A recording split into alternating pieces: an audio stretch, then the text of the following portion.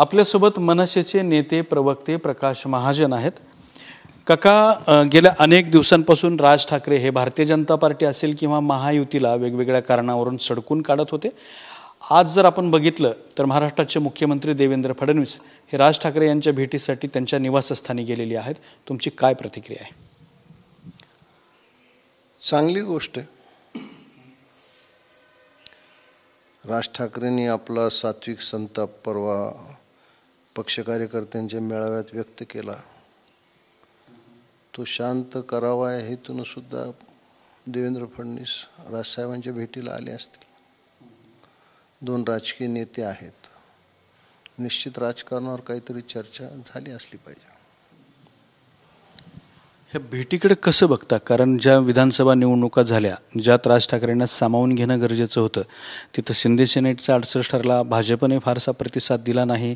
त्यामुळे या विधानसभा निवडणुकीमध्ये महाराष्ट्र नवनिर्माण सेनेला प्रचंड मोठा पराभव स्वीकारावा लागला. हे पहा, राज ठाकरे एक असं व्यक्तिमत्व आहे, त्याच्या घरी शत्रू जरी गेला तर त्याचं ते स्वागत करतात. निश्चित भारतीय जनता पक्षाचे नेते काही राज ठाकरेंचे शत्रू नाहीत आणि कोणी आपल्या घरी आलं तर पाहुण्याचं स्वागत करावं हा राज ठाकरेंचा स्वभाव आहे.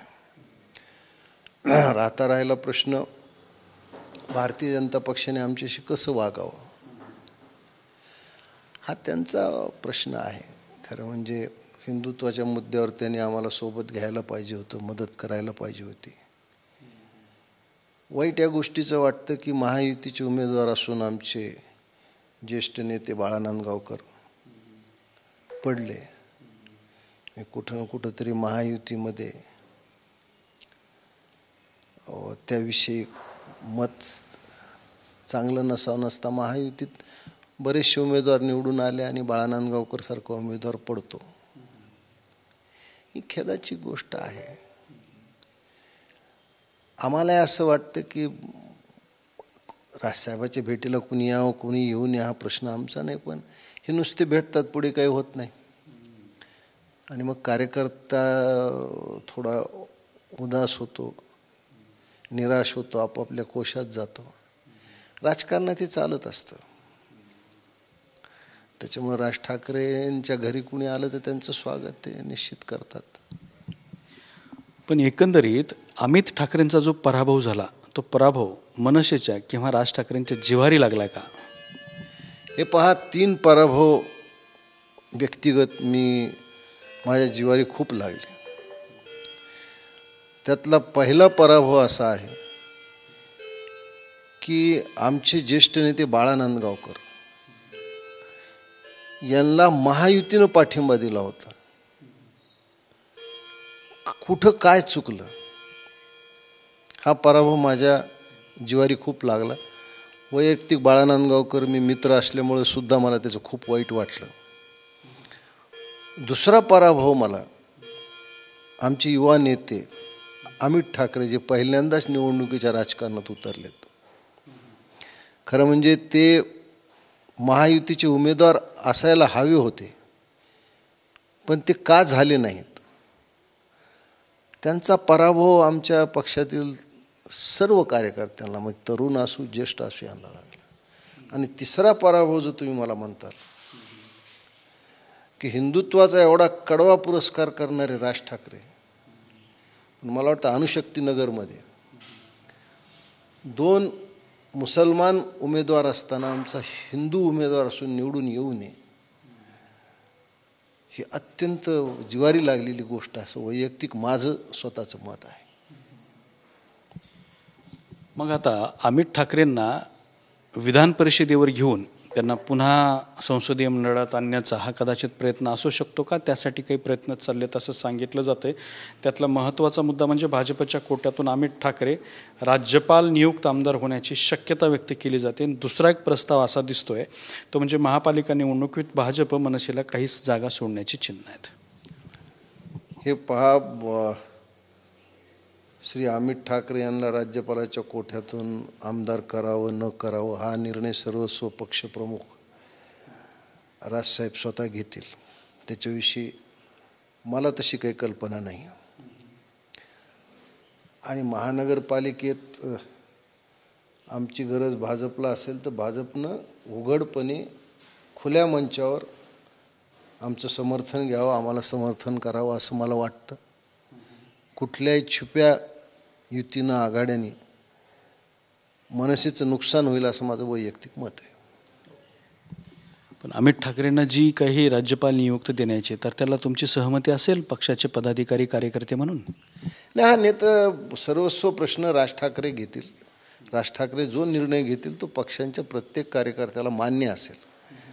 कारण हा इतका उच्च पातळीवरचा विषय आहे, तो सामान्य कार्यकर्त्याशी चर्चा करून घेतला जाणार नाही. राजसाहेबांना जे योग्य वाटलं, हे मला माहीत नाही असा काही प्रस्ताव भाजपकडून आला आहे का, कारण दिल्लीच्या विजयानं सध्या भाजपचे हौसले बुलंद आहेत.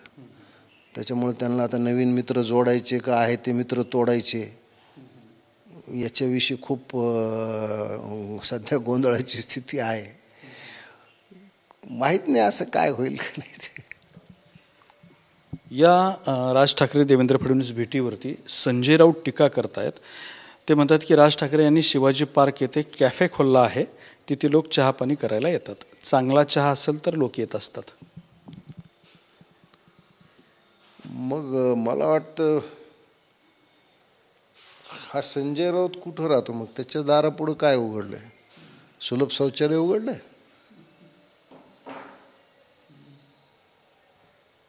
काय म्हणजे संजय राऊत असं मूर्खासारखं का बोलतात?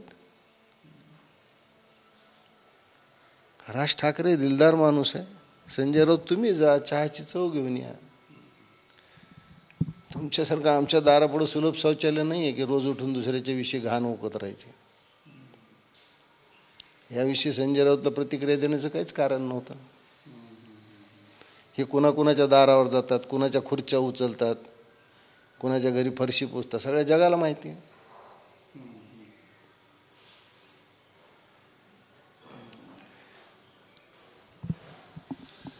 शिंदेंना डावललं तर अजितदादांची एंट्री, फडणवीसांची डिझास्टर मॅनेजमेंट माध्यमात चर्चा आहे. काय वाटतं तुम्हाला?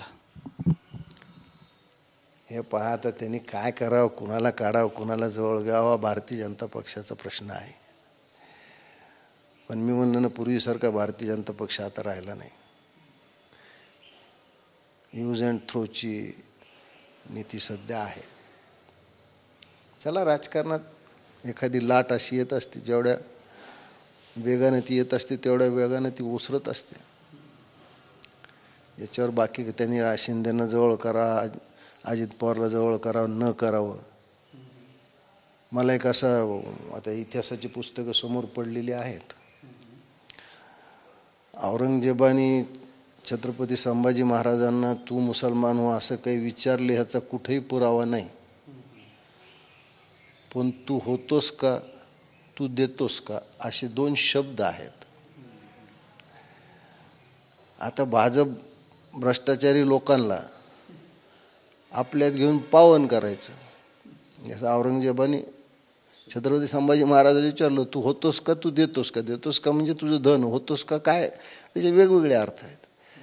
तसं कालपर्यंत अपवित्र असणारे हे लोक सगळे पवित्र झालेत, गंगेत न्हावून निघालेत. मला अजून तरी अजित पवार हे कुंभमेळ्याला कसे गेले नाहीत ह्याचं आश्चर्य वाटतं. एकनाथ शिंदे गेले नाहीत, म्हणजे जायला पाहिजे ना. ते भाजपमध्ये गेल्यावर शुद्धीकरण त्यांचं व्हायचं आहे ना. त्याच्यामुळं तुम्ही भाजपमध्ये या, भाजपमध्ये आलात की तुम्ही शुद्ध झालात. त्याच्यामुळं राज ठाकरेसारखा कडवा हिंदुत्ववादी स्पष्ट वक्ता कदाचित भाजपला परवडणार नाही. तो एक जळता निखार आहे, तो हातात घेण्याचं सामर्थ्य कुणाचं आहे, कुणापाशीच नाही. आता तुमच्या अत्यंत सख्या, लाडक्या आणि प्रिय भाचीचा प्रश्न आहे. ते म्हणाले की गोपीनाथ मुंडेवर प्रेम करणाऱ्यांचा साठा केला तर वेगळा पक्ष उभा राहील. नाशिकमधल्या कार्यक्रमात पंकजा मुंडेंनी हे वक्तव्य केलेलं आहे. मुंडेंना मानणाऱ्यांची संख्या मोठी आहे, त्यामुळे त्या चाहत्याच्या जीवावरती एक पक्ष उभा राहू शकतो, असं पंकजाताईंचं म्हणणं आहे. हे मीडियानं हे तिचं वाक्य हे तारतम्य भावात घ्यायला पाहिजे की तिचा म्हणण्याचा अर्थ काय होता. की सार्वजनिक जीवनात भारतीय जनता पक्षाचं काम करत असताना स्वर्गीय गोपीनाथराव मुंडेने असंख्य विविध थरातली, विविध जातीतली, विविध वयोगटातली माणसं जोडली. हा त्याच्या त्या अर्थानं पाहायला पाहिजे. पक्ष काढावा हे काढावं हे त्या अर्थाने त्या घ्यायला काही असं तिचा म्हणण्याचा उद्देश नसेल. पण आता मीडियानं तो तसा उद्देश घेतला तो मीडियाचा अधिकार आहे.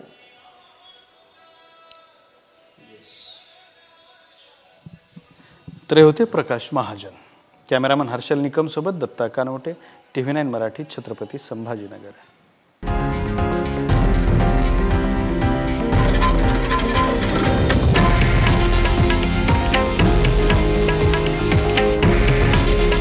हे आहे देशातील नंबर 1 न्यूज नेटवर्क आणि आपण पाहत आहात TV9 मराठी. काळजी तुमची, हित महाराष्ट्राचं.